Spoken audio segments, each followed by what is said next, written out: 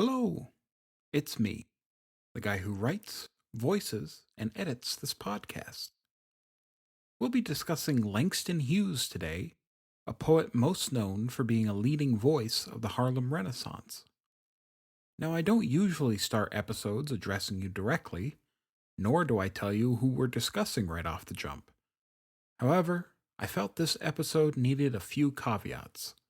And yes, before you ask, this part is in the original script. This is not a post production, oh, I need to clear things up kind of thing. This is a, I've known from the start that I'll need to address these thing. First of all, Langston Hughes is black. I, as I've mentioned previously, am a white nerd from New England. I come from a family that could be described as rednecks without stretching things too far, and the place I grew up in was very white. When I was in high school, a local theater wanted to put on a certain show that I can't remember the name of now, and that show dictated that a set percentage of the cast and crew had to be black. The local theater was unable to find enough people locally and had to ship black people in from out of state. Nothing about that biography makes you think that I should be the one discussing black art or black culture with you. And I don't necessarily disagree. If you don't want to hear someone like me discuss someone like Langston Hughes, I fully get it. My only defense, really, is that in terms of life stories, I'm not that similar to any of the authors we've covered. I've never been a woman or lived in England like Mary Shelley. I've never fought in a war like the War Boys. I've never been married while writing pamphlets that argued for legalized divorce like Milton. Hell, I've never even married my cousin like Poe or Neil. Minor spoilers, but by virtue of growing up poor, moving around a lot as a kid, and being raised by my grandmother and then my working class mother, I'd argue the writer my life most resembles, out of those we've covered, is Langston Hughes. We just have different skin tones. And he faced a lot more institutionalized hatred. But again, I won't blame you if this is an unresolvable issue between us. The second thing I want to mention is that Langston Hughes has always felt like every white person's favorite black author. It has always felt, at least to me, that Langston Hughes is the I can't be racist, I have black friends of the literary world. Which doesn't necessarily make me look great, because he's also the first black storyteller I'm covering. I have nothing to say except that I just like Langston Hughes. And the Harlem Renaissance was always going to be the first black storytelling event I covered.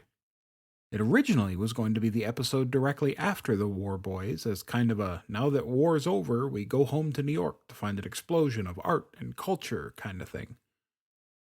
It didn't really work out that way, but we're here all the same.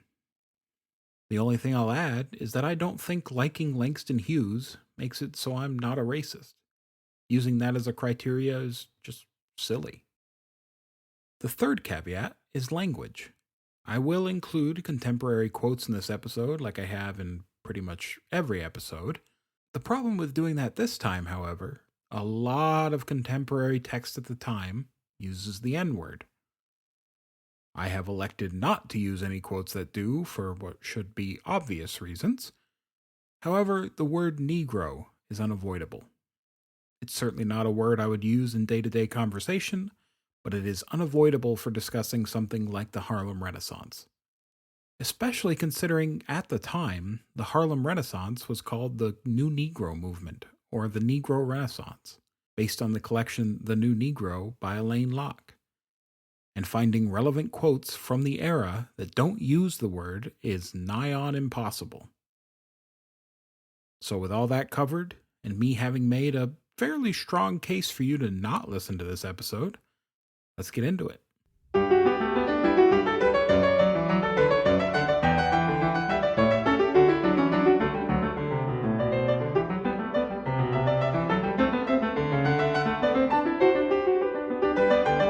We join a young Langston Hughes in his grandmother's home. He sits on her lap as she tells him stories of revolutions and riots, of struggles for liberty and equality, of the plight of black people fighting for their rights. These are not fantasy tales or stories of some unrelated, far off people. These are family stories, stories from her life, from the lives of her now dead husbands. These stories were told and drilled into Langston's head as a child to show him that actions, not tears, led to results. These stories also give me a perfect excuse to stick to our established formula. Because before we talk about Langston, we have to talk about those who came before. We're going to focus mainly on his mother's side and talk about a woman named Mary Sampson Patterson Leary Langston. She was born in 1835 as the simpler Mary Sampson Patterson, and she is Langston Hughes' grandmother. By her account, she was born free as the daughter of a black French trader and a Cherokee woman. And now I only mention that this is her account because it was not uncommon for people at the time who were either born slaves or were escaped slaves to lie about their origins. That being said, I have no real reason to doubt her, nor have I seen anything that says she's not what she claims to be. She was later adopted by a man named John E. Patterson, who worked as a stonemason, and John Patterson would frequently take on slaves as apprentices to help free them. Early in her life, Mary was targeted by slavers, but she escaped and fled to Oberlin, Ohio in 1857. She attended preparatory school to attend Oberlin College, and she may have been the first black woman to attend the school. However, records are mixed on whether she actually attended the school or was simply preparing to, mainly because a year later, in 1858, she met Lewis Sheridan Leary, a local harness maker, and the two were wed.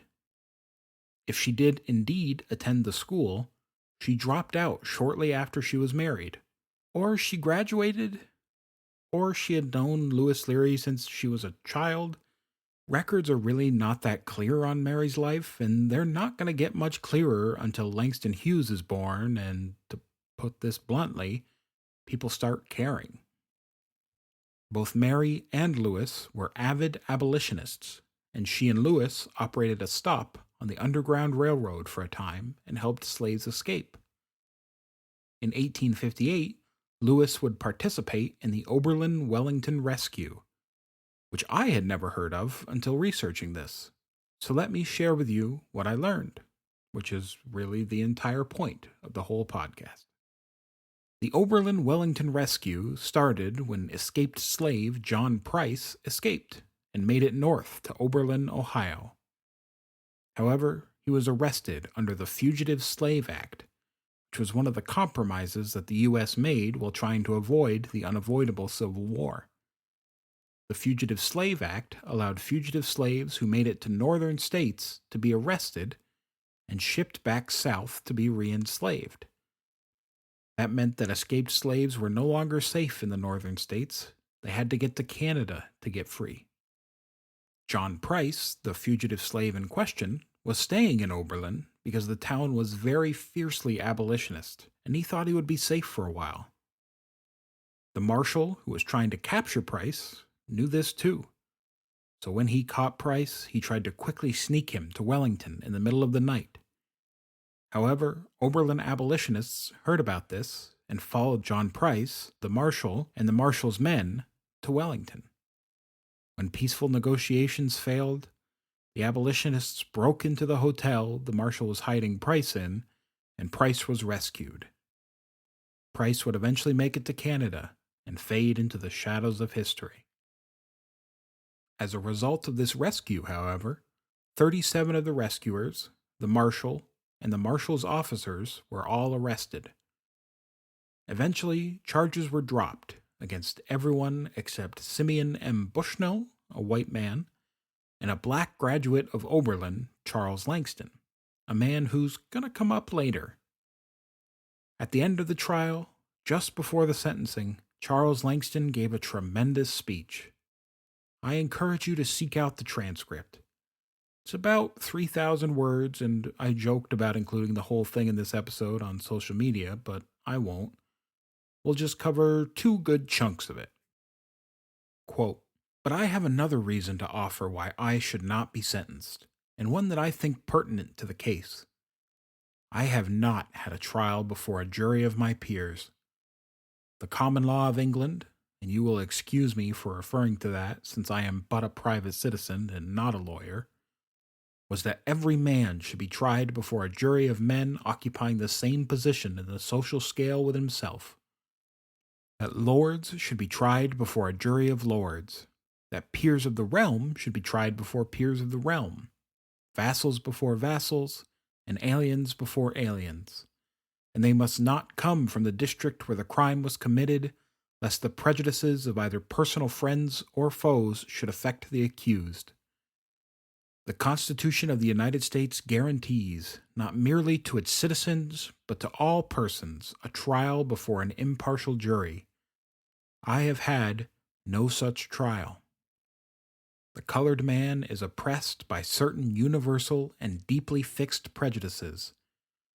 Those jurors are well known to have shared largely in these prejudices, and I therefore consider that they were neither impartial, nor were they a jury of my peers.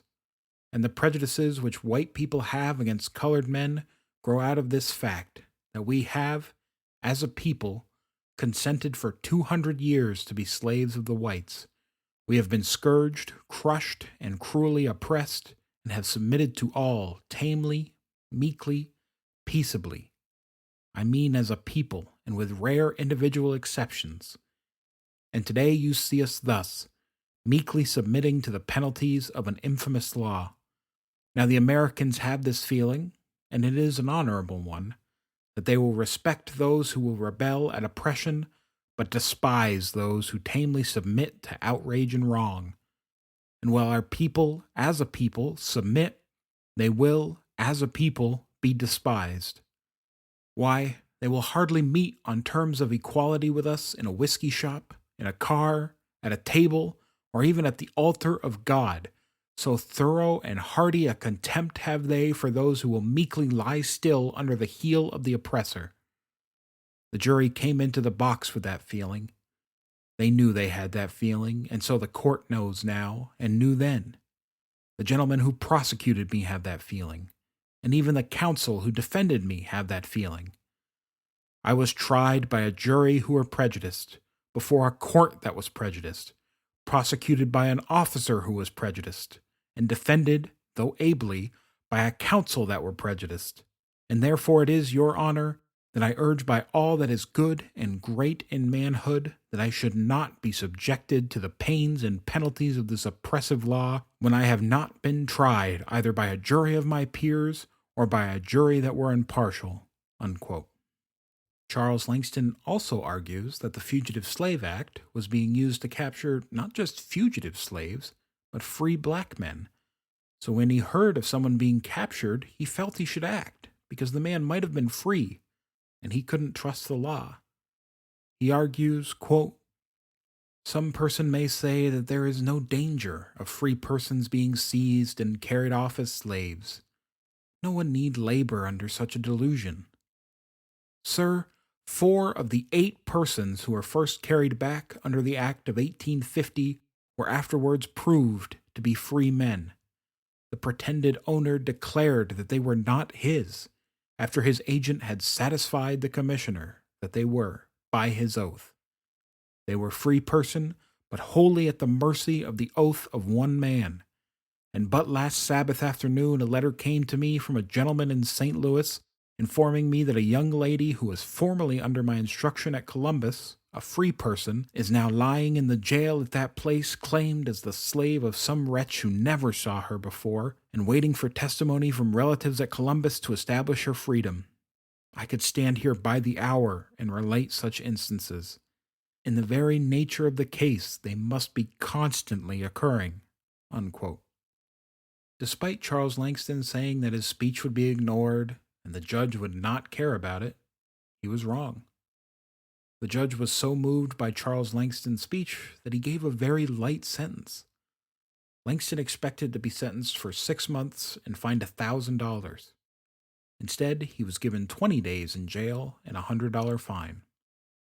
In 1859, Lewis left Mary to join John Brown's famous raid on Harper's Ferry.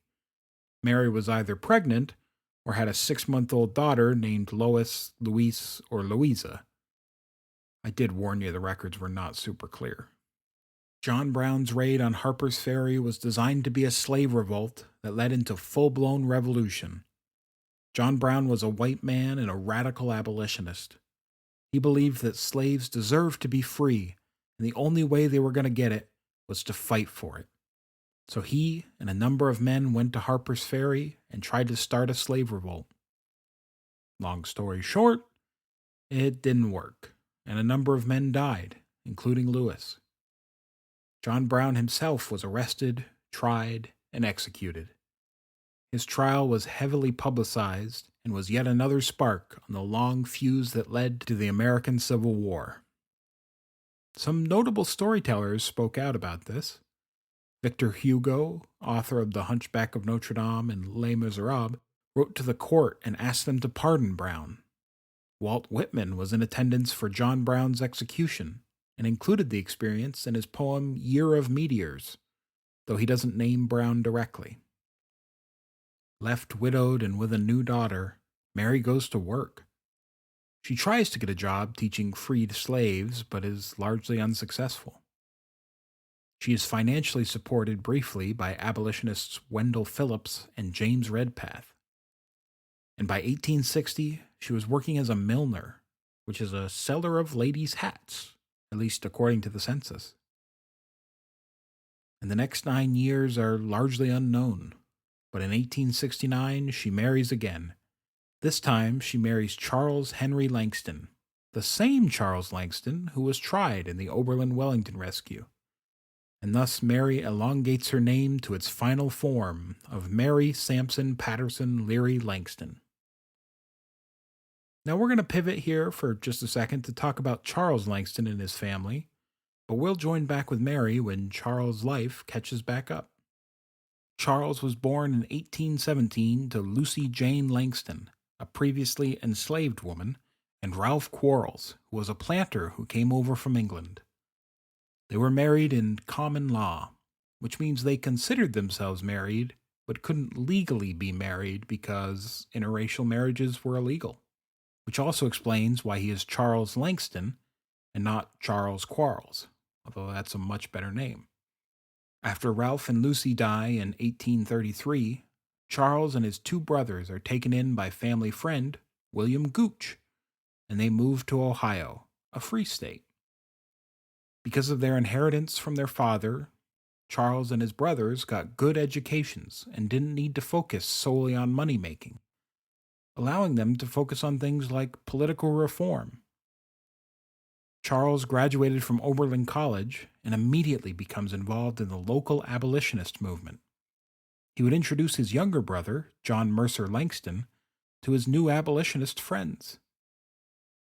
Now we're going to pivot inside of our pivot to talk about John for a bit, because he's worth talking about. John Mercer Langston was the first black person admitted to the Ohio bar, which was impressive when you consider that he didn't go to law school, largely because every law school he applied to rejected him because of race. Out of spite, he would go on to be the founding dean of Howard University's law school and served as vice president and acting president in 1872. John would help draft the Civil Rights Act of 1875 and was appointed to the D.C. Board of Health by President Ulysses S. Grant. In 1877, President Rutherford B. Hayes appointed him the U.S. Minister to Haiti. And in 1888, he runs for a seat in the House of Representatives in Virginia. The first result is that he loses to Edward Carrington Venable, but a number of cases of voter intimidation and fraud occurred, which was, as you might imagine, extremely common for black politicians in the South. John availed himself of the legal system that he had devoted his life to, and after 18 months of a 2-year term, the election committee finally sided with John and declared him the actual winner of the 1888 election. This made John Mercer Langston the first black person elected to Congress from Virginia. And friends, you better enjoy those 6 months while they last, because he would also be the last one for a long time. In a post-Reconstruction world, blacks were disenfranchised in the South. The 15th Amendment had given them the right to vote in 1870, but after Reconstruction, the South used a variety of things from poll taxes to phony literacy tests to keep people they didn't want to vote, mainly blacks and poor whites, from voting. For those curious, John Langston was elected in 1888. The next black person to be elected to Congress from Virginia? Robert C. Scott in 1992, who is still in Congress today. Now that we've covered John, we can pivot back to Charles. In 1858, Charles helped during the Oberlin-Wellington Rescue, which we already covered. In 1863, during the Civil War, Charles and John recruited black troops in Ohio. And for the rest of his life, Charles would focus on fighting for equality for blacks under the law. He focused on getting black people the right to vote, the right to public education, and the right to sit on a jury, something he was especially passionate about given his previous court experience. And as we come up on 1870, we unpivot from Charles right as he marries Mary. The two would move to Kansas and open a grocery store. They also took in a foster son named Desalegn Langston, named after the leader of Haiti after the Haitian Revolution, which was when the slaves of Haiti overthrew their masters and took over the country. In 1870, the couple welcomed a son, Nathaniel Turner Langston, named after Nat Turner, who led a slave revolt in Virginia. Noticing a theme? In 1873, they had Carolina Mercer Langston, later known as Carrie, not to be confused with Stephen King's Carrie, who would come much later. And in 1892, Charles Langston died, leaving Mary pretty much broke. Their son, Nat Turner Langston, died in a flour mill accident in 1897. And in 1901, or 1902, depending on who you believe, Carrie and her short-time husband, James Hughes, had a son, James Mercer Langston Hughes. Shortly after that, Carrie and her son, who we'll just call Langston Hughes to make things easier, moved back in with Mary. In 1906, Carrie left Langston with Mary and moved out, determined to pursue her own life. And so, Langston was left with his grandmother, and we returned to where we started. The Mary who raised Langston was a proud woman. She refused to work for someone else, meaning her opportunities for work were very limited. She refused to work as a cook or a cleaner for someone, which were the two main jobs available to black women at the time. And so Mary and Langston lived mostly in poverty. Mary received help occasionally from family friends James and Mary Reed. Oh, good. Another podcast where there's too many Marys. To help pay her bills, Mary, Langston's grandmother, would rent out her house while her and Langston lived with James and Mary, not Langston's grandmother. And in 1915, when Mary died, Langston moved in with James and Mary Reed for a time. Here we're going to have our first quote from the Big C, Langston Hughes' first autobiography. I'll be quoting from it pretty much constantly from here on out, so if you hear a quote, assume it's from that. And if you want to learn more about Langston, read The Big C. It's a great read. Believe it or not, Langston Hughes, pretty good writer. Quote, "You see, my grandmother was very proud, and she would never beg or borrow anything from anybody. She sat, looking very much like an Indian, copper-colored with long black hair, just a little gray in places at 70, sat in her rocker and read the Bible, or held me on her lap and told me long, beautiful stories about people who wanted to make the Negroes free, and how her father had had apprenticed to him many slaves in Fayetteville, North Carolina before the war, so that they could work out their freedom under him as stonemasons. And once they had worked out their purchase, he would see that they reached the North, where there was no slavery. Through my grandmother's stories, always life moved heroically toward an end. Nobody ever cried in my grandmother's stories. They worked or schemed or fought, but no crying. When my grandmother died, I didn't cry either.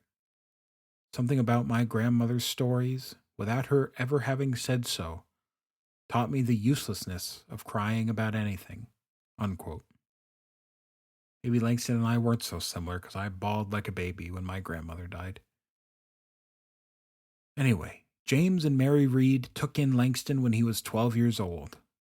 While James was a ditch digger, Mary would sell milk and eggs to the town as the couple owned chickens and cows. Langston helped tend to the chickens and cows and speaks very positively of his auntie and uncle. While he lived with the Reeds, Langston gets his first taste of religion. Quote, Auntie Reed was a Christian and made me go to church and Sunday school every Sunday. But Uncle Reed was a sinner and never went to church as long as he lived, nor cared anything about it. In fact, he washed his overalls every Sunday morning, grievous sin, in a big iron pot in the backyard, and then just sat and smoked his pipe under the grape arbor in the summer. In winter, on a bench behind the kitchen range. But both of them were very good and kind, the one who went to church and the one who didn't. And no doubt from them I learned to like both Christians and sinners equally well. Unquote. Just before his 13th birthday, Langston attended a revival with his Auntie Reed. I'm not going to call her Mary. I've talked enough about Marys on this show. She's Auntie Reed now. At the end of the revival, all of the children were placed on a bench and were encouraged to come be saved. One by one, the children went over, but Langston stayed. He had been told that Jesus would come to him, but Langston hadn't seen Jesus. Finally, it was down to Langston and a boy named Wesley. Wesley leans over, tells Langston he's sick of sitting there, and goes over to the saved side, leaving Langston all alone. I'll let him tell you the rest. Quote, Then I was left all alone on the mourner's bench. My aunt came and knelt at my knees and cried, while prayers and songs swirled all around me in the little church. The whole congregation prayed for me alone, in a mighty wail of moans and voices, and I kept waiting serenely for Jesus, waiting. But he didn't come. I wanted to see him, but nothing happened to me. Nothing. I wanted something to happen to me, but nothing happened. I heard the songs and the minister saying, Why don't you come?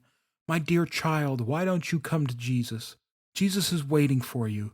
He wants you. Why don't you come? Sister Reed, what is this child's name? Langston, my aunt sobbed. Langston, why don't you come? Why don't you come and be saved? Oh, Lamb of God, why don't you come? Now it was really getting late. I began to be ashamed of myself, holding everything up so long. I began to wonder what God thought about Wesley, who certainly hadn't seen Jesus either, but who was now sitting proudly on the platform, swinging his knickerbockered legs and grinning down at me, surrounded by deacons and old women on their knees praying. God had not struck Wesley dead for taking his name in vain or for lying in a temple. So I decided that maybe to save further trouble, I'd better lie too, and say that Jesus had come, and get up and be saved. So I got up.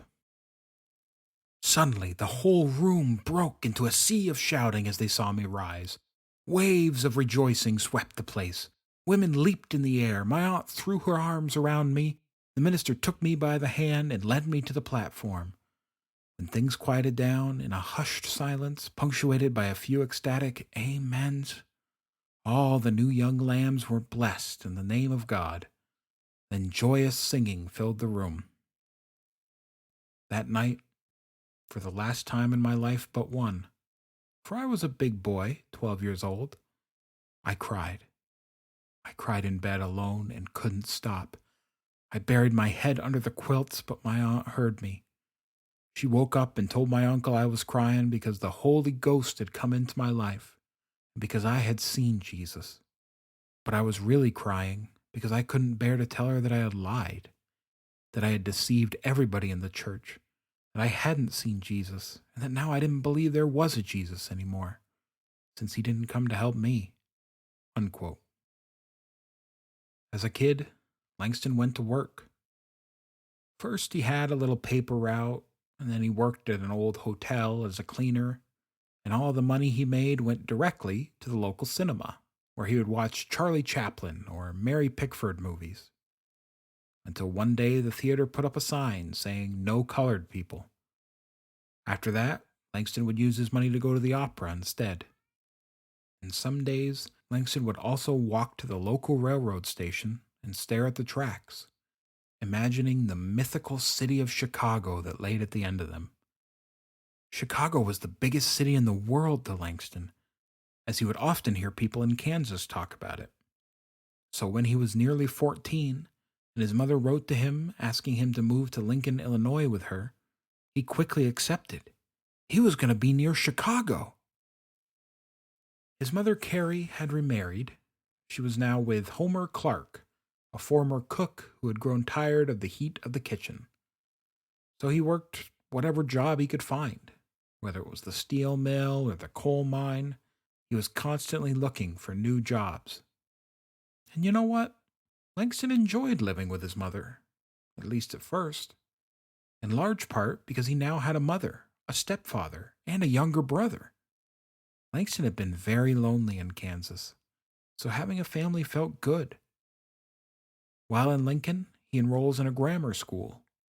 It is at this grammar school that Langston discovers poetry for the first time. Quote, I was the class poet. It happened like this. They had elected all the class officers, but there was no one in our class who looked like a poet or had ever written a poem. There were two Negro children in the class, myself and a girl, and in America, most white people think, of course, that all Negroes can sing and dance and have a sense of rhythm. So my classmates, knowing that a poem had to have rhythm, elected me unanimously, thinking, no doubt, that I had some, being a Negro. The day I was elected, I went home and wondered what I should write. Since we had 8 teachers in our school, I thought there should be one verse for each teacher, with an especially good one for my favorite teacher, Miss Ethel Welsh. And since the teachers were to have 8 verses, I felt the class should have 8 too. So my first poem was about the longest poem I ever wrote, 16 verses, which were later cut down. In the first half of the poem, I said that our school had the finest teachers there ever were. And in the latter half, I said our class was the greatest class ever graduated. So at graduation, when I read the poem, naturally, everybody applauded loudly. That was the way I began to write poetry. Unquote. It's interesting to me, and I use the word interesting because I don't have a better word for it, but it's interesting that a blatant act of bigotry led Langston to discover his greatest talent, poetry. I'd love to give you some kind of philosophical point about that, but I got nothing. Instead, we'll leave grammar school behind as Langston graduates. His stepfather couldn't attend his graduation as he was out looking for work, which he later found in Cleveland. He got a job at a steel mill working to support the war effort of World War I. So Langston and his family moved to Cleveland. While in Cleveland, Langston joins the Central High School. He continues to write poems, submitting them to the Belfry Owl, the school magazine. He also joins the track team, which wins 2 citywide championships. He was a lieutenant in the military training corps, was on the honor roll every now and again, and he edited the yearbook. Langston Hughes is, ultimately, an extremely normal schoolboy. While Langston is in school, Carl Sandburg is very popular. He is an American poet who Langston greatly admires. In response to Sandburg's poems, Langston writes a poem honoring Sandburg. Quote, Carl Sandburg's poems fall on the white pages of his books like blood clots of song from the wounds of humanity. I know a lover of life sings when Carl Sandburg sings. I know a lover of all the living sings then. Unquote. Like I said, an extremely normal schoolboy writing bad high school poetry. He gets better, I promise. One more important thing Langston discovers in high school is socialism. Central High School has a lot of Eastern European immigrants who tell Langston about socialism and give him books on the topic. They even go to see Eugene Debs, a prominent American socialist politician. While he was in school, it wasn't uncommon for his mother and stepfather to live apart, whether through fighting or the troubles they both had finding work. During one summer, Langston visits his mother in Chicago and gets a job working at a perfume store. Quote, I managed to save a little money, so I went back to high school in Cleveland, leaving my mother in Chicago. I couldn't afford to eat in a restaurant, and the only thing I knew how to cook myself in the kitchen of the house where I roomed was rice, which I boiled to a paste. Rice and hot dogs, every night for dinner. Then I read myself to sleep. I was reading Schopenhauer and Nietzsche and Edna Ferber and Dreiser and de Maupassant in French. I never will forget the thrill of first understanding the French of de Maupassant. The soft snow was falling through one of his stories in the little book we used in school, and that I had worked over so long before I really felt the snow falling there. Then all of a sudden, one night, the beauty and the meaning of the words in which he made the snow fall came to me. I think it was de Maupassant who made me really want to be a writer and write stories about Negroes, so true that people in faraway lands would read them, even after I was dead. But I did not dare write stories yet, although poems came to me now spontaneously, from somewhere inside. But there were no stories in my mind. I put the poems down quickly on anything I had at hand when they came into my head, and later I copied them in a notebook. But I began to be afraid to show my poems to anybody because they had become very serious and very much a part of me, and I was afraid other people might not like them or understand them. However, I sent some away to a big magazine in New York where nobody knew me, and the big magazine sent them right back with a printed rejection slip. Then I sent them to one magazine after another, and they always came back promptly. Unquote. In 1919, James Hughes, Langston's father, returns to the story. After he left Cary, he moved to Mexico, wanting to escape the racism of the United States. While in Mexico, he worked as a lawyer, landlord, and general manager of a light company. He also owned a ranch with animals. Cary would often not talk to Langston about his father, only calling him a devil and doing the divorced mom thing of comparing Langston to his father whenever he displeased her. Langston, however, had this picturesque image of his father in his head, imagining him as a proud cowboy living in the paradise of sun and cacti that was the Mexico of young Langston's mind. His illusions quickly shattered when he did in fact join his father that summer. It doesn't take Langston long to realize that his father is miserly, racist, and hated all poor people, all Mexicans, and most black people. That summer, Langston works as a bookkeeper for his father, a job he was very bad at, and frequently caused tension between his father and him. Langston was alone, stuck with a father he hated, a job he hated, and surrounded by people who did not speak his language. Because of this, he fell into a deep depression. Quote, one day, when there was no one in the house but me, I put the pistol to my head and held it there, loaded, a long time, and wondered if I would be any happier if I were to pull the trigger. But then I began to think, if I do, I might miss something. I haven't been to the ranch yet, nor to the top of the volcano, nor to the bullfights in Mexico, nor graduated from high school, nor got married. So I put the pistol down and went back to my bookkeeping. Unquote. At the end of a hard summer, Langston was relieved to head home and be away from his father. However, on his ride back to the U.S., he was reminded why his father had left. Quote, "The train pulled into the station on a blazing hot September afternoon after a sticky, dusty trip, for there were no air-cooled coaches in those days. I had a short wait between trains. In the center of the station platform, there was a newsstand and soda fountain where cool drinks were being served. I went up to the counter and asked for an ice cream soda. The clerk said, 'Are you a Mexican or a Negro?' I said, 'Why?' 'Because if you're a Mexican, I'll serve you,' he said. 'If you're colored, I won't.' 'I'm colored,' I replied. The clerk turned to wait on someone else. I knew I was home in the USA." Unquote. Langston would finish up his time in high school, graduating successfully. As he thought about his future, he realized that he really wanted to go to college. However, he didn't have money to go to college, and his mother and stepfather certainly didn't have the money to do that. There was only one person in Langston's life who could afford to pay his tuition.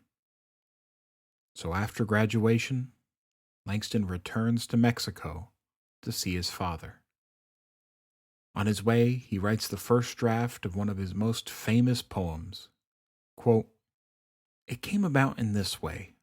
All day on the train I had been thinking about my father and his strange dislike of his own people.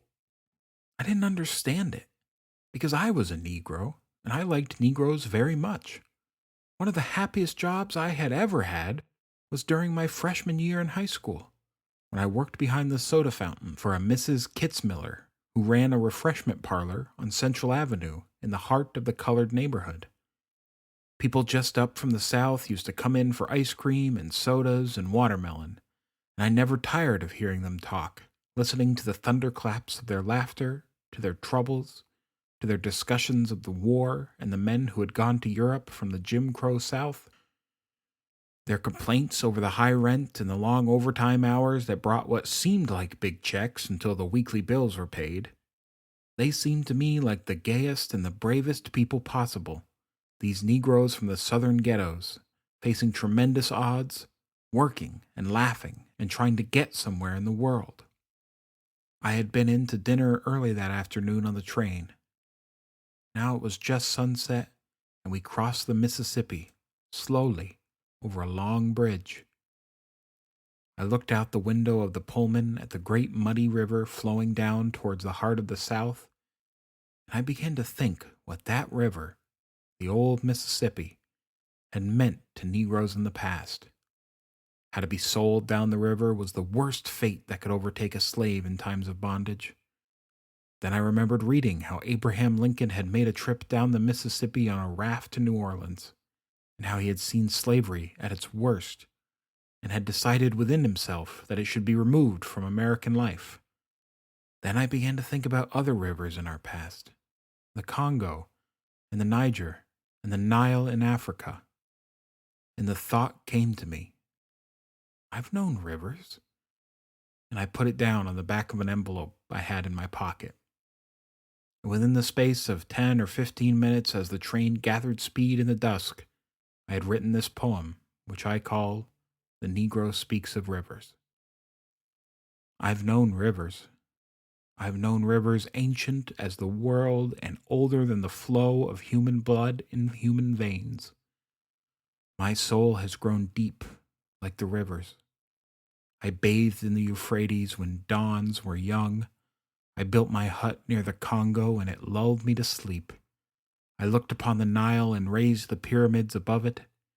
I heard the singing of the Mississippi when Abe Lincoln went down to New Orleans, and I've seen its muddy bosom turn all golden in the sunset. I've known rivers, ancient, dusky rivers. My soul has grown deep like the rivers. Unquote. Arriving in Mexico, Langston and his father discussed Langston's future. James was willing to put Langston through college. However, he had his own plan. He wanted Langston to study mine engineering in Switzerland and in Germany. James wanted Langston to have an education that could be used to get work anywhere in the world. Mainly because he wanted Langston to leave the United States like he had. I won't lie, part of me kind of agrees with James' sentiment. He had experienced discrimination and hatred in America, and he had had issues in Mexico too. And wanting Langston to get an education that could get him a job anywhere in the world was his way of giving his son a future. He's like the dad in a Disney movie. When you're a kid, you think he's too harsh and just doesn't understand. But when you're older, you kind of get where he's coming from. Langston, however, wasn't interested in mine engineering. He didn't want to go to a foreign land and study something he wasn't good at or interested in.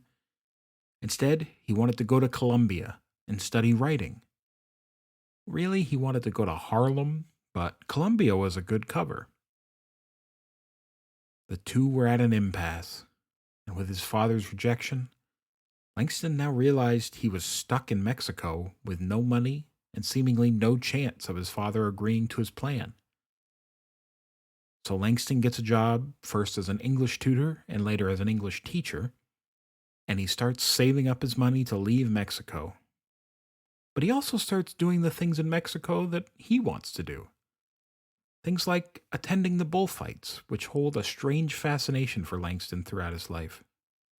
While he was working in Mexico, Langston gets his first big literary break. His poems are published in Brownie's book and Crisis. Crisis specifically will be the primary place Langston publishes his work throughout his life. Both Brownie's book and Crisis are based in New York.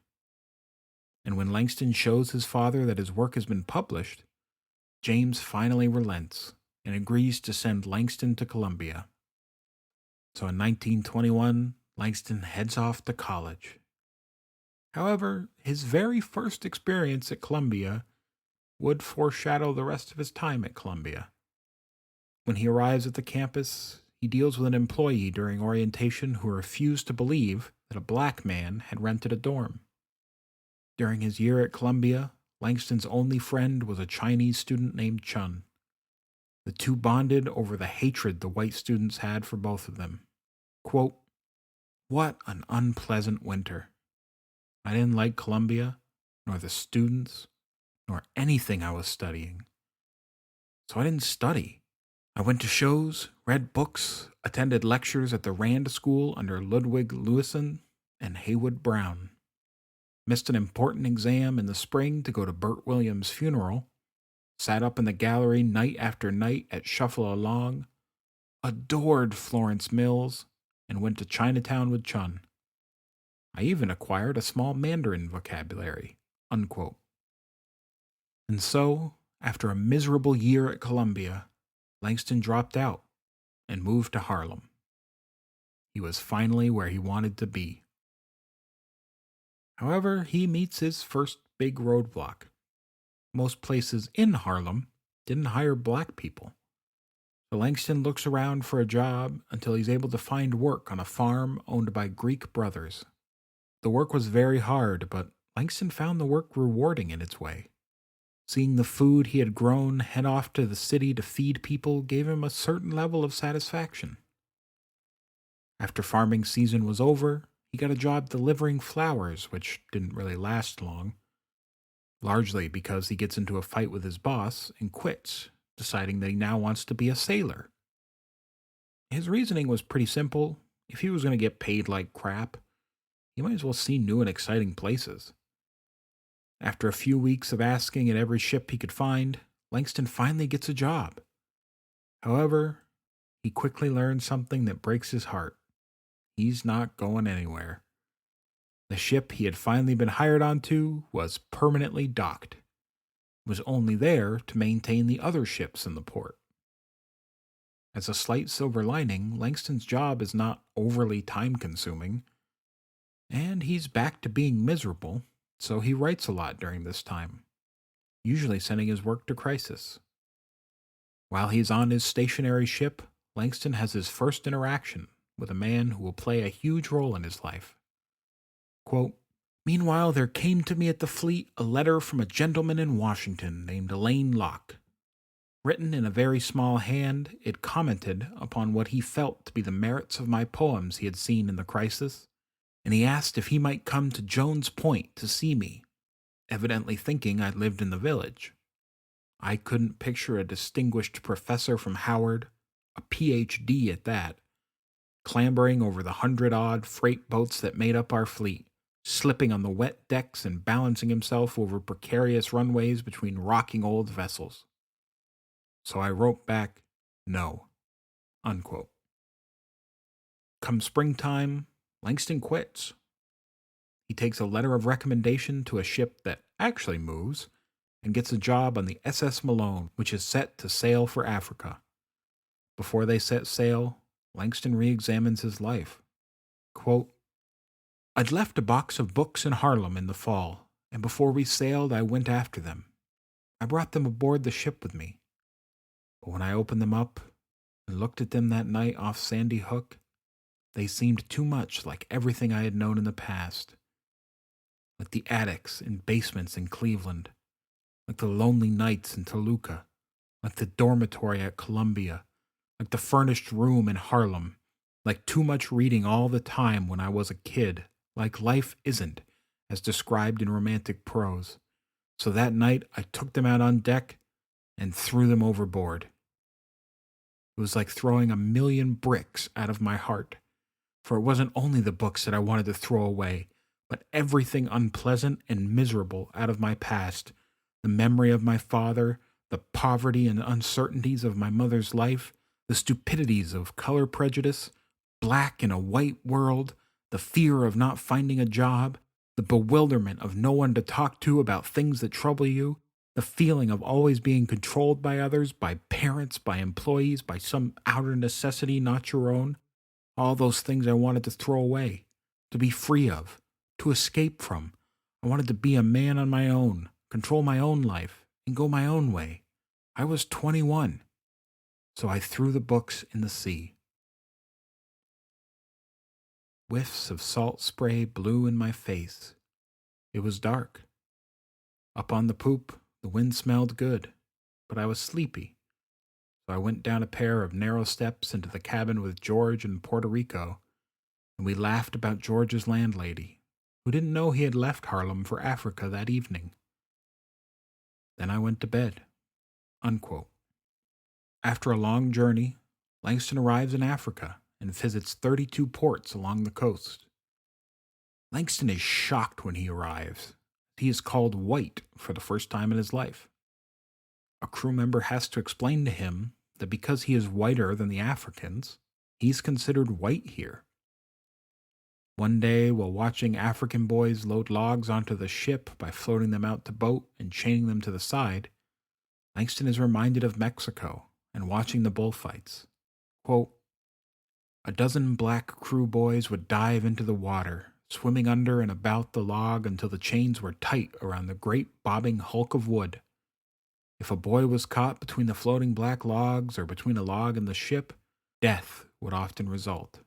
Or if the sharks came, death would come too. Watching them, I had somewhat the same feeling I had had in Mexico, watching Sanchez Mejas turning his red cape so gracefully between a bull's horns. It was beautiful and dangerous work. Those black boys swimming there in the tossing waves among the iron chains and the great rolling logs that would perhaps someday be somebody's grand piano or chest of drawers made of wood and life, energy and death out of Africa." Unquote. While in Africa, Langston buys a monkey and names it Jacko. This wasn't uncommon, as the SS Malone had a whole squad of monkeys who caused no end of chaos on their return voyage. So much so that the captain threatened to shoot every single monkey if the crew couldn't control them. And he probably would have, but the SS Malone had taken on missionaries in Africa, and the captain didn't want to look bad in front of them. This chaos, combined with a near mutiny when the rations ran low, led to the entire crew being fired upon their return to New York. Quote, "We had lived together 6 months, that crew of the old SS Malone, palled around together in dozens of West African ports, worked together, played together, fought together, slept with the same women, drunk from the same bottles. Now, in one short afternoon, given our money and our discharge, the boat emptied quickly of sailors, firemen, mess boys, cooks, officers, everybody gone. Melting into the crowds of lower New York, I never saw a single one of those 42 men again." Unquote. Langston plans to return home, but decides to stay briefly in New York to see a show by famed actress Eleanora Duse. Langston had heard of Eleanora Duse for years, and society had built her into a towering icon of the stage. However, this was not the same Eleanora Langston had read about. In fact, she would be dead less than a year after this performance. And the performance itself was so disappointing, people walked out halfway through. Langston hit a second disappointment when he went to the pet shop to pick up Jacko and was significantly overcharged for keeping him there, leaving him with very little money when he returned to his family in D.C. Returning home with a rare African monkey and no money did not make his mother very happy, especially because she hated the monkey, and the monkey didn't much care for her either. Langston's brother and stepfather loved it, though, so it stayed. And it's not every day a rare African monkey comes into a poor D.C. neighborhood, so Jacko became a bit of a local celebrity. When people talked to Langston on the street, they didn't ask about his mother or his brother or his stepfather or even Langston himself. They asked about Jacko. Unable to find decent work in D.C., Langston eventually returns to New York, determined to get another job on a ship. Less than a week after he leaves, his mother sells Jacko. Langston's next job is on a ship destined for Constantinople. Not Istanbul, Constantinople. However, before they depart, a new steward is brought on who fires the whole crew as he refused to work with a black crew. Langston is saddened by this, but less so when he hears about a month later that the ship hit a stray mine and lost almost their entire crew. Next, he tries to get a job on a ship headed for the West Indies. However, once the steward explains how much he expects Langston to do, Langston quits. Langston is more than willing to work for his money, but not that much work for that little money. Finally, he gets a job on a ship headed to the Netherlands, and they set off. The entire voyage was plagued with storms and rough seas. On the voyage, Langston meets a Frenchman who tells him about Paris. Langston is fascinated and wants to visit Paris himself, although Langston never needs much convincing to travel. When the ship makes port back in New York, Langston decides to sail with him again. After another horribly stormy voyage, Langston decides that the boat he is on is cursed, so he quits. Now Langston is in Europe on his own for the first time, and he buys a train ticket to Paris. He arrives in Paris with $7 to his name. As he walks through Paris, enjoying the architecture, he decides to go to the Louvre. Quote, "It was warmer in the Louvre than in the street, and the Greek statues were calm and friendly. I said to the statues, 'If you can stay in Paris as long as you've been here and still look okay, I guess I can stay a while with $7 and make a go of it.' But when I came out of the Louvre, I was tired and hungry. I had no idea where I would sleep that night, or where to go about finding a cheap hotel. So I began to look around for someone I could talk to. To tell the truth, I began to look for a colored person on the streets of Paris." Unquote. Langston eventually finds colored people in Montmartre. However, they give him some rough news. The only colored jobs in Paris were for jazz musicians and dancers. Langston is neither. The only advice they have for him is go home. Langston doesn't necessarily disagree, but he's also faced with an issue. He can't afford to go home. $7 is not enough for a boat trip back to the U.S. As he continues to ask around for cheap lodgings, he meets Sonia, a Russian ballerina whose troupe had disbanded. They share a room and a bed together as they both look for work. During this time, Langston writes home to his mother, asking her to send him some money so he can go home. She refuses and sends back a long list of complaints, mainly that he's off in Paris and not back home working and supporting his family. Langston and Sonia make a pact that the first one to make money will support the other. Sonia is the first among the pair to get a job, but Langston doesn't really expect her to fulfill her end of the bargain. However, true to her word, after her first paycheck, she brings home food for the two of them. It was the first good meal Langston had eaten in a long time. After a few weeks, Langston finally gets a job too, as a doorman. He doesn't make too much money, but he doesn't mind the work. Before long, Sonia gets a dancing job in Normandy and tearfully leaves Langston. This may have caused issues with half the money moving out of the apartment. However, Langston soon gets a boon. He meets Rayford Logan, a reader of Crisis who knew Langston's poems. Rayford tells Langston about an opening at a bigger club as a dishwasher, which paid 3 times what he was making. So he took it. That bigger club was the Grand Duke. It was a large club in Paris best known for its headlining act, Florence Embry Jones, a jazz singer and dancer known for her standoffish persona. Customers would try and tip her and buy her drinks every night, but she would snub them, which only made them love her more. More things change, more they stay the same, huh? Langston greatly enjoyed watching her, as he got to watch a black person snub white people for once. However, Langston's favorite perk of the job was the late hours of the morning after the other clubs closed.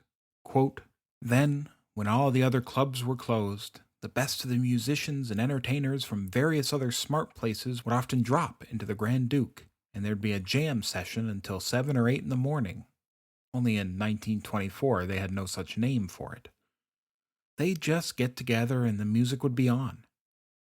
The cream of the Negro musicians then in France, like Cricket Smith on the trumpet, Louis Jones on the violin, Palmer Jones at the piano, Frank Withers on the clarinet, and Buddy Gilmore at the drums would weave out music that would almost make your heart stand still at dawn in a Paris nightclub in the Rue Pigalle. When most of the guests were gone and you were washing the last pots and pans in a 2x4 kitchen with the fire and the range dying and the one high window letting the soft dawn in. Blues in the Rue Pigalle. Black and laughing, heartbreaking blues in the Paris dawn, pounding like a pulse beat, moving like the Mississippi." Unquote. With his newfound wages, he gets a better room and writes poems in his off time. And for the first time since he arrived, Langston starts to enjoy Paris. Rayford Logan reached out to Langston again, asking him to make a delivery for him.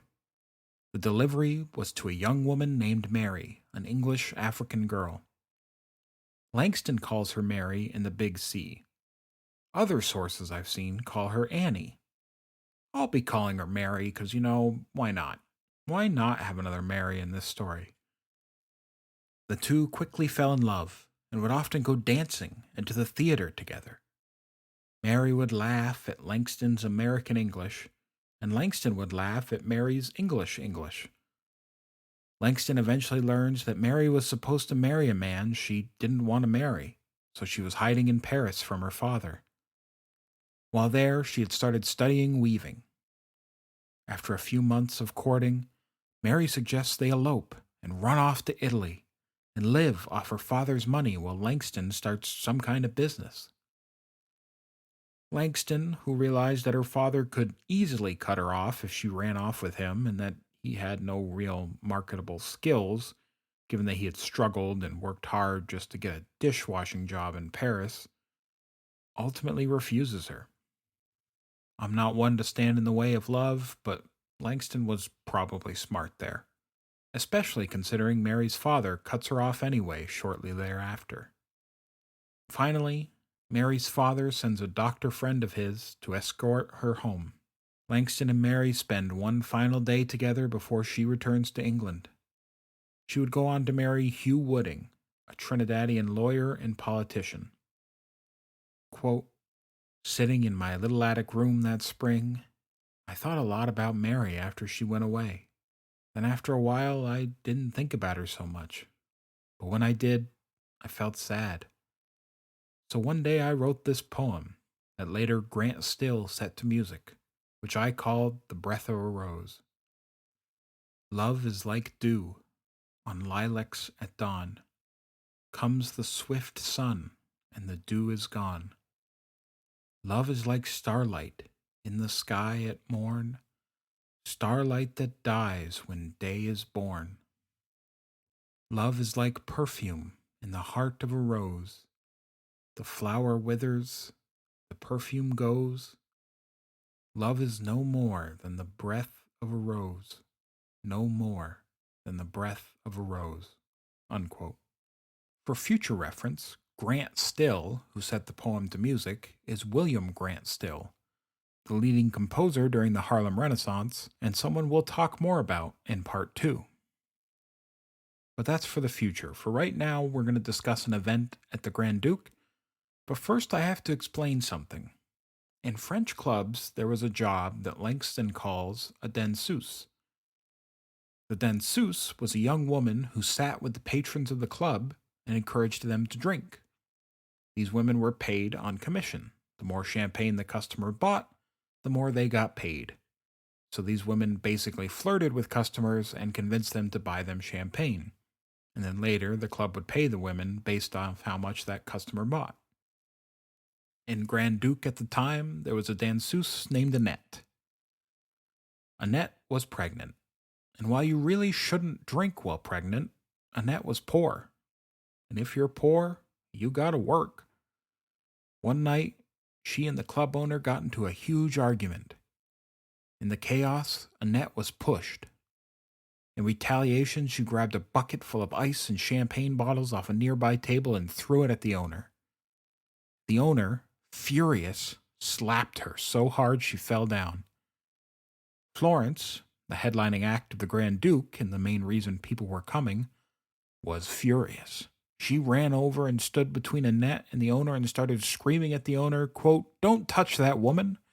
She's a woman, and I'm a woman, and can't nobody hit a woman in any place where I work. Don't put your hands on that woman," unquote. And in this podcast, we stand women defending women and people with power defending those without power, so I completely love this. This incident quickly escalated into a full-on brawl. Florence and Annette fought the club owner with the help of some patrons. A woman named Cornelia takes the opportunity to confront her cheating lover, Joe, who responds by slapping Cornelia. A member of Florence's orchestra, furious that women were getting slapped, jumps up and starts fighting with Joe. Where was Langston during all this? Well, I'll let him tell you. Quote, detached from the rest of the fighting, Joe and the musician approached the curtain opening to the pantry, blow by blow. The musician knocked Joe through the curtains and leaped toward him. I retreated into the kitchen. They rose, locked in struggle. They fell backward. They panted and turned, and Joe threw the musician against the hot range. His rear sizzled. I then got on top of the icebox. Pots and pans fell to the floor with a mighty clatter. Eggs were broken, beans overturned. I reached down from the icebox and grabbed 2 huge kitchen knives from their racks and dropped them behind the box, not wishing to view a murder before my eyes. Joe and the musician fought terrifically all over the kitchen. Outside in the cabaret, curses, shouts, groans, grunts, cries, and the clatter of glass filled the night. No music now, only good, hard, steady fighting. The women did not even scream as they fought. Suddenly, Cornelia came into the kitchen and began to pull the musician off her boyfriend, imploring him to stop before he killed Joe dead. The 2 men stopped, panting and spent. So I went outside into the cabaret to see how things were there. They had finally declared a truce, due, no doubt, to exhaustion. Bedraggled but triumphant in that she left on her own accord and nobody put her out, the little French danseuse spat a last insult at the proprietor and backed through the door on the arm of the unknown foreigner, who said, in bad French, "Faut pas frapper une femme." Florence, saying plenty in English and loud, still occupied the center of the floor in the midst of the wreckage, hair awry, orchids gone, tears of triumph in her eyes, and a run of gold sequins dripping from her dress. "Nobody'll mistreat a woman in front of me," she said, "'cause I'm a woman, and nobody's gonna mistreat a woman in front of me. Everybody's got a mother." Unquote. Shortly after this incident, Florence left the Grand Duke, starting the new club Chez Florence. Chez Florence became the new hotness in Paris, and the Grand Duke quickly fell into a slump, as they no longer had their headline act. The replacement for Florence wound up being Ada Bricktop Smith, a dancer and singer. While the Grand Duke certainly declines, Ada begins to rebuild its reputation, as she was well liked. She was the polar opposite of Florence. While Florence's appeal was her standoffish behavior, Ada Smith was welcoming, kind, and made customers feel wanted. Ada Smith also drew in more black entertainers who enjoyed working with her. And when Ada leaves the Grand Duke later in life, it's no surprise that her new club goes on to be the next new hotness. Meanwhile, Langston is made a waiter. This is less of a promotion, more of a the club can't afford a dishwasher and really needs more waiters right now kind of thing. And while working as a waiter, Langston is visited by Elaine Locke, the same man who wanted to meet with him while he was working on his stationary ship. Locke takes Langston out to eat and discusses Locke's upcoming collection. Langston shows Locke some of his new poems, which Locke enjoys, wanting to include them in his upcoming collection. Locke arranges for Langston to view a local collection of African sculptures, which Langston enjoys. Come July, the Grand Duke closes, planning to redecorate and reopen in September. Langston and the other waiter at the Grand Duke travel together to Italy, where the waiter is from. Langston briefly becomes the local attraction, as he was the first black man to visit the Italian village where the waiter was born. Langston is happy in Italy, strolling through the olive groves and biking around clear blue lakes. And while in Italy, Locke visits Langston again, taking him with him when he goes to visit Venice. Quote, "Venice, the Rialto, and the Doge's Palace, and the Bridge of Sighs, and the pigeons in St. Mark's were all that I had dreamed they would be. The night I arrived, there was a band concert in the Piazza San Marco, and fireworks, and somebody in the band playing a marvelous trumpet, sweet as a human voice. Dr. Locke knew Venice like a book. He knew who had painted all the pictures and who had built all the old buildings and where Wagner had died. He also knew the good restaurants for eating and was gracious enough to invite me to dine with him. But before that week was up, I got a little tired of palaces and churches and famous paintings and English tourists. And I began to wonder if there were no back alleys in Venice, and no poor people, and no slums, and nothing that looked like the districts down by the markets on Woodland Avenue in Cleveland where the American Italians lived. So I went off by myself a couple of times and wandered around in sections not stressed in the guidebooks, and I found that there were plenty of poor people in Venice, and plenty of back alley off-canals too dirty to be picturesque." Unquote. Langston, after his Venetian adventure, plans to return to Paris and work at the Grand Duke again. However, on his train back, Langston is pickpocketed, losing all of his money and his passport, meaning he can't return. He becomes stranded in Genoa. His first thought is to quickly write an article for Crisis about his trip, and asks for the first time to be paid for his work. He requests $20, enough to get him a new passport while he was in Genoa. It takes time, however, for something like that to cross the ocean, and while he waits, Langston begs on the streets or works day jobs when he can get them, just trying to make enough money for food and a room for the night. Say what you will about Langston Hughes, but the man was not afraid to work. However, before long, Langston was so sick of Genoa that he found a boat that would take him back to America. They wouldn't pay him for his work, but he would have free transportation back home. he took it.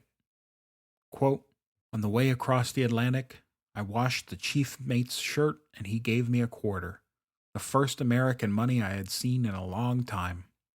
When we docked early on November 24th down at the tip of Manhattan Island, I took a nickel of that quarter and rode the subway to Harlem. 10 months before, I had got to Paris with $7. I had been in France, Italy, and Spain, and after the grand tour of the Mediterranean, I came home with a quarter. So my first European trip cost me exactly $6.75. In Harlem, I bought a pack of cigarettes and still had a nickel left. Unquote. In Harlem, Langston shows his poems to fellow writer Kuti Cullen, who invites him to a party of the NAACP. At the party, he meets some of the people who work for Crisis. They tell him they tried to wire him the money, but he had already left Italy when they tried. Instead, they give him the money now, which Langston really appreciates. After the party, Langston moves back to D.C. and moves in with his cousins, who are also housing his mother and brother. Langston's cousins are part of the educated and relatively wealthy black society in D.C. We've been going for a while, and with Langston home in America with his family, we're going to end our episode here. I hope you join me next time as we follow Langston through the Harlem Renaissance. Don't worry, part 2 is fully scripted already. In fact, it's about 2 inches below this line that I'm reading, so it really shouldn't be too far away in terms of a timeline. I will note that Langston Hughes is the final person on my list of writers I for sure am going to cover, so if you've got a suggestion for a writer for me to cover, let me know. And as always, if you have any questions, comments, or concerns, feel free to reach out to me on Twitter at StoryOfStoryTLR, on Blue Sky at StoryOfStoryTLR, or if you've abandoned Twitter and have not moved to Blue Sky, which is reasonable, feel free to email me at storyofthestorytellers@gmail.com. Finally, to steal a quote from a pair of goofs, Soupy Twists.